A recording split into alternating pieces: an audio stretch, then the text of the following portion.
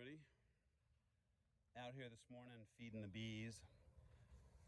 They're out on the outside of the hive like that because I sprayed some sugar water and they sensed it, and so they're out there just collecting it. That's my flow hive on the right. It's a regular hive on the left. The regular hive on the left has a ton of bees in it. The one on the right, not so many, but they're doing a great job. That's the one I split. So things are looking good there. I've got the automatic waterers up in the top. So I'll lift this one because it's easier. And you can see I just topped that off with some sugar water.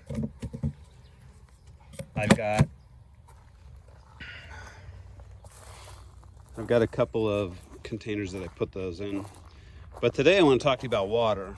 This is what I've been filling up and watering them with here at the hive.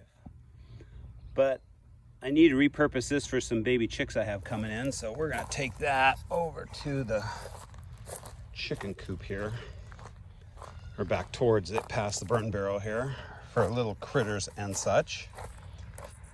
Past the taken to the dump, past the steeping of my alpaca tea container, and end up at the horse trough here. Now, this is the closest watering source that's automated. I'd rather the bees come over here. So what I've done is I've installed a little ramp here for them. One of the things they have a hard time doing is getting in and out of there.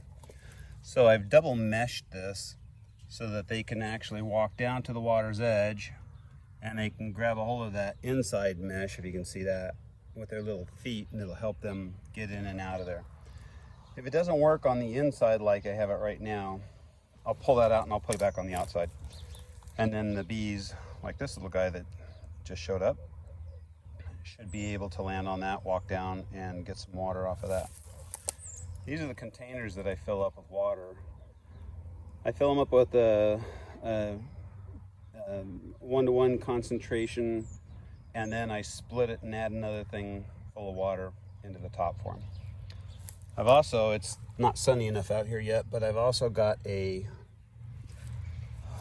little solar fountain here that will spurt water up, and the water will land on top of it, and then the bees can land on it and get the water off of that as well. So that's this weekend's project for the bees, is to get them some water and a way to get in and out of here. Well, thanks for watching.